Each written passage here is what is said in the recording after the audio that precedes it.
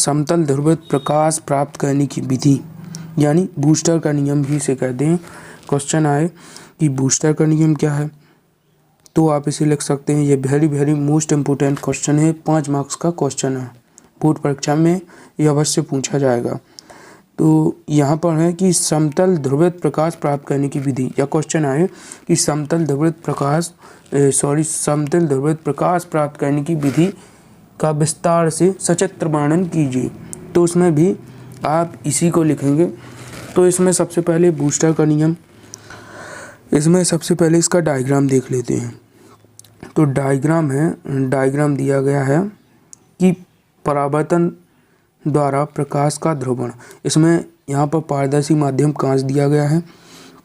अध्रुवीय प्रकाश यहाँ पर पारदर्शी माध्यम के लंबवत, यहाँ पर बीच में जब अध्रुवीय प्रकाश पड़ता है IB, तो ये ऊपर की तरफ चला जाता है समतल ध्रुवित प्रकाश में, कुछ यहाँ पर नीचे हमें ध्रुवित प्रकाश प्राप्त हो जाता है। तो ये था इसका डायग्राम। अब नीचे इसमें भाषा के तौर में, भाषा में क्या लिखना है वो लिखिए आप। तो इसमें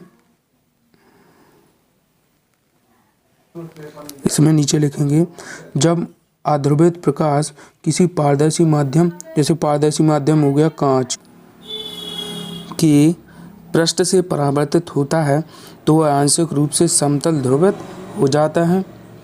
बूस्टर ने यह बताया कि यह बूस्टर का नियम है, इसलिए बूस्टर ने यह बताया कि परावर्तित प्रकाश में ध्रुवित प्रकाश की मात्रा आपतन कोण पर निर्भर करती है, तथा एक विशेष आपतन कोण IP के लिए परावर्तित प्रकाश पूर्णतः समतल ध्रुवित होता है, तथा इसमें विद्युत वेक्टर के कंपन आपतन तल के लंबवत होते हैं। इस आपतन कोण को ही ध्रुवित प्रकाश कहते हैं। अब नीचे लिखेंगे, ध्रुवण कोण को IP से शो या प्रदर्शित करते हैं। ध्रुवण कोण पर परावर्तित एवं अपवर्तित किरणें परस्पर लंबवत होती हैं। अब नीचे लिखेंगे, अब इसे फॉर्मूले के रूप में बदलने के लिए इसमें हम कुछ मानेंगे। तो इसमें मानेंगे कि माना एक कांच का टुकड़ा है जिसका आपतन कोण IP है तथा अपवर्तन कोण R है, तथा स्नेल के नियम से हम क्या करेंगे, स्नेल का नियम था n = sin I upon sin R। तो यहाँ पर नीचे होगा n = sin I के स्थान पर IP हो जाएगा आपतन कोण, और sin R ज्यों का त्यों रहेगा। अब यहाँ पर क्या होगा, साइन से साइन को कैंसिल करेंगे यदि, तो हो जाएगा IP + R = 90 डिग्री हो जाएगा। IP + R = 90 degree.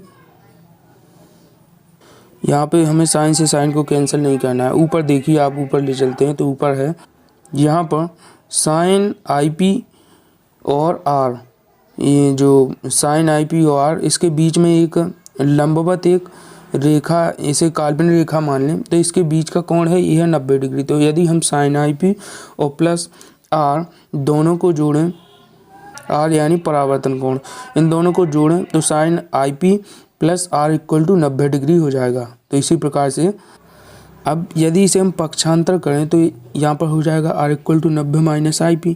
अब ऊपर यहाँ पर था n = sin IP + sin R, तो यहाँ पर हम जो R की वैल्यू रख सकते हैं 90 - IP। तो यहाँ पर रखेंगे स्नेल के नियम में, तो यहाँ हो जाएगा n = sin IP upon sine, यहाँ पर R के स्थान पर 90 - IP। तो n = हो जाएगा sin IP और 90, एक फॉर्मूला पढ़ा था हमने, sin 90 - θ = cos θ होता है। तो उसी प्रकार से हो जाएगा n = sin IP upon sin 90 - θ = cos θ। तो यहाँ पर थीटा के स्थान पर IP, तो यहाँ पर हो जाएगा cos TP। तो इसे एक फॉर्मूला पढ़ा था हमने sin θ अपॉन cos θ, तो sin θ अपॉन cos θ = होता है tan θ।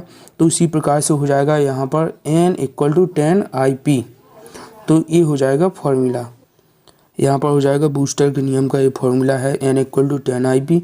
अब कुछ नोट पॉइंट है जो कि आप लिखना चाहो तो लिख सकते हैं कि कांच का कोण 57 डिग्री होता है, जो कांच का कोण होता है 57 डिग्री होता है।